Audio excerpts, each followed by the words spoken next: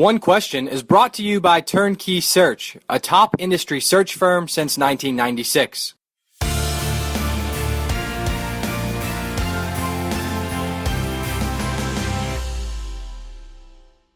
We've read plenty about and heard plenty about the transition from the Big 12 to the Big 10.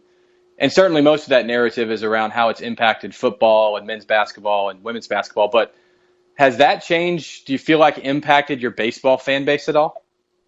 It's not dissimilar to our other sports in that, baseball in the Big 12, we kind of had a rival. I mean, Texas was obviously a big rival. That was a huge series every time we played them.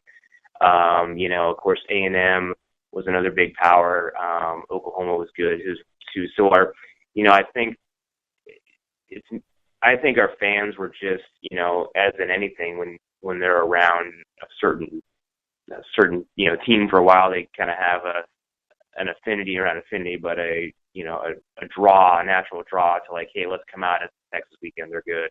I think it's just been an educational process as we've moved to the Big Ten, is to kind of redeveloping those rivalries. I think that it's in all sports. I think it's been a transition for our fans, and I think that we're starting to kind of develop those.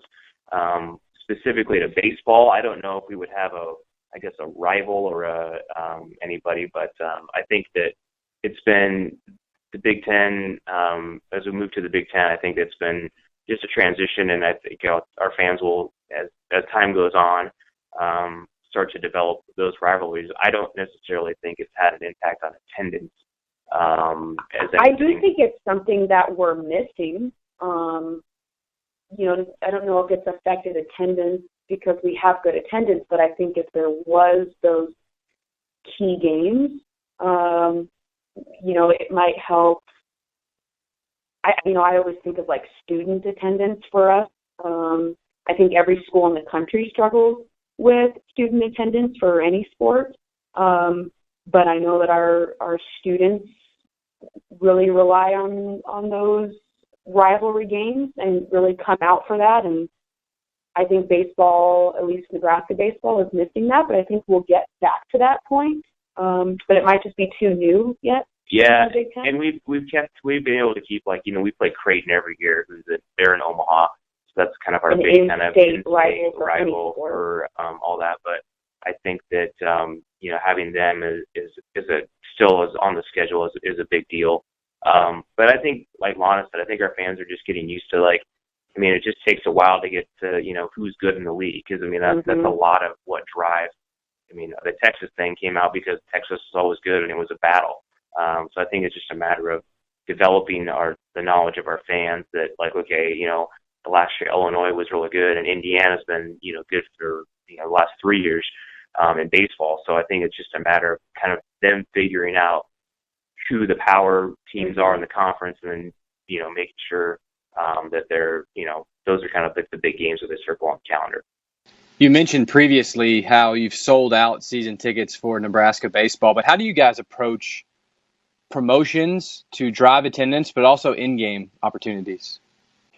I've learned that just because we are sold out or close to selling out in season tickets does not mean that I still don't have to entice our fans to come, right? So just because the ticket's sold may not mean that ticket's being used every game.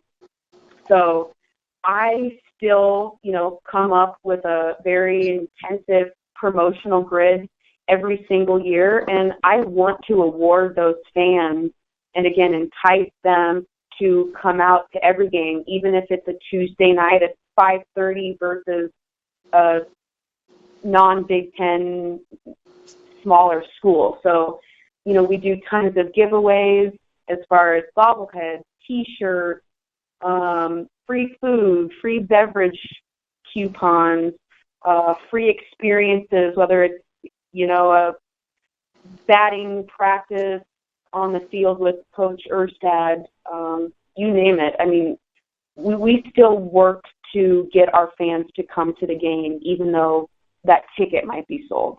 one of the successes that we've had is we've actually had a preseason baseball event the past 2 years. Yep. And it's really more of a fan fest area. And Coach Erstead and the players, the student athletes do a great job. It's held in our indoor football practice facility. And they have different games for the kids. We hand out our schedule posters and our schedule cards. They set up like a little mini home run derby where they actually put a little fence out there, and we're throwing a wiffle ball at them, and they're hitting home runs.